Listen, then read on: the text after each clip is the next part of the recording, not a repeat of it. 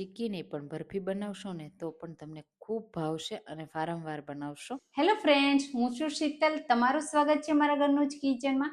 આજે આપણે બનાવીશું ઠંડીમાં ખાવાની મજા આવે, શરીરમાં ગરમાહટ આપે, કેલ્શિયમ ભરપૂર મળે ને એના માટે આજે તલની બરફી બનાવીશું.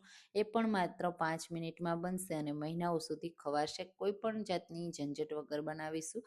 તો ચાલો રેસીપી બનાવવાનું શરૂ કરીએ. તો એના માટે મેં વાટકીનું માપ લીધું છે. તમે કપના માપથી લ્યો ને તો પણ 1 વાટકી અથવા 1 કપ તલ લેશું.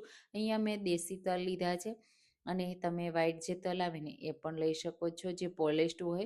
અને આ રીતના દેશી તલ હોય ને તો એ પણ લઈ શકાય અને કાળા તલમાંથી પણ બનાવી શકાય છે.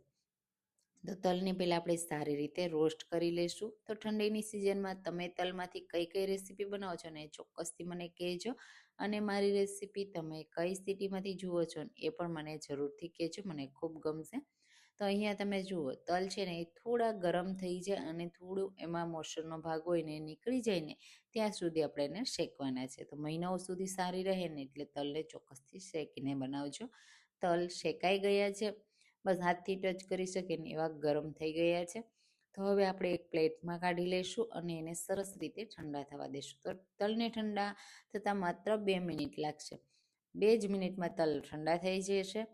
તો એને આપણે મોટા મિક્સર જારમાં એડ કરીશું. મોટું મિક્સર જાર હશે ને તો એનો પાવડર નહીં થાય, મતલબ એમાંથી તેલ નહીં નીકળે. તો આ રીતે પાવડર કરવાનો છે, પણ એની પહેલાં આપણે એક જ વાર પલ્સ મોડમાં ચલાવવાનું, માત્ર 2 સેકન્ડ માટે મિક્સર જારને.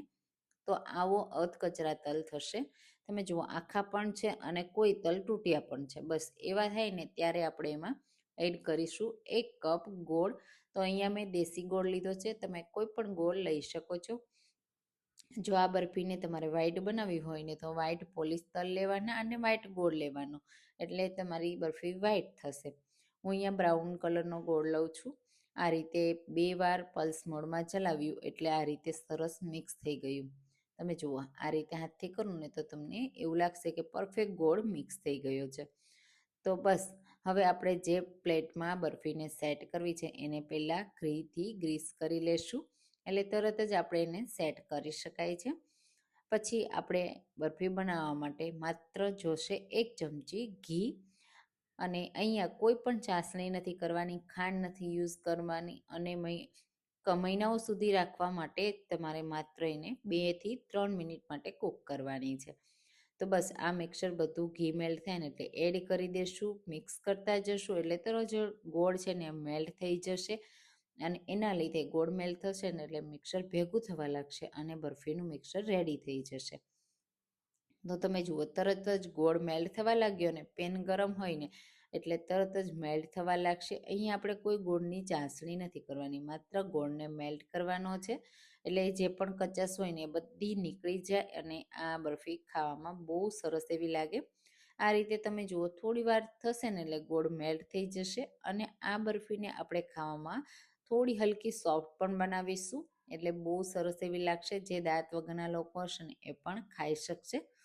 તો કન્ટિન્યુ આ રીતે ચલાવતા જ રહેવાનું. તમે જુઓ જેમ જેમ આપણે ચલાવશું ને એમ ગોળ મેલ્ટ થઈ જશે અને મિક્સર સરસ રીતે ભેગું થવા લાગશે. બસ આ રીતનું ભેગું થઈ જાય ને ત્યાં સુધી કરવાનું.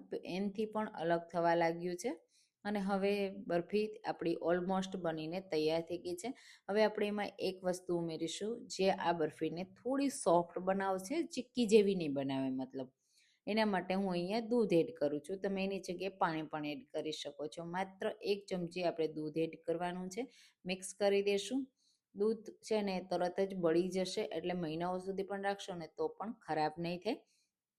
બસ આ રીતે દૂધ સાથે તમે મિક્સ કરશો ને એટલે સરસ એવું પેનથી અલગ થવા લાગશે અને સરસ સેટ કરવા માટે રેડી થઈ જશે. તો બસ હવે વધારે કૂક નહીં કરવાનું, આ રીતે ભેગું થઈ જાય ને બસ ત્યાં સુધી જ કૂક કરવાનું છે. તરત જ ગેસની ફ્લેમ બંધ કરી દેશું અને નીચે ઉતારી લેશું અને પ્લેટ આપણે જે ઘી લગાવેલી પ્લેટ છે ને એમાં એડ કરી દેશું. અહીંયા પતલી જાડી જેવી તમારે આ બરફી બનાવવી હોય ને એવી બનાવવાની અને આ રીતે સેટ કરી દેવાની. બસ હવે આ રીતે ઉપરથી સરસ રીતે સ્મૂથ કરી લેશું, એક સરખું લેવલ કરી લેશું અને માત્ર એને 10 મિનિટ ઠંડી થતાં વાર લાગશે. તો મેં તો અહીંયા 1 કપમાંથી બનાવી છે, તમે વધારે પણ બનાવી શકો છો. આ રીતે એને 10 મિનિટ મેં ઠંડી થવા દીધી. તમે જુઓ સરસ એવી સેટ થઈ ગઈ. તો હવે મનગમતા શેપમાં કટ કરી લેશું. તો હું અહીંયા કાજુ કતરી જેવો શેપ આપું છું. તમે નાના મોટા જેવા પીસ પસંદ હોય ને એ રીતે કટ કરી શકો છો. તમે જુઓ કટ કરવામાં પણ એકદમ આસાન છે, નથી કઠણ થઈ, નથી નરમ રહી, પરફેક્ટ સેટ પણ થઈ છે.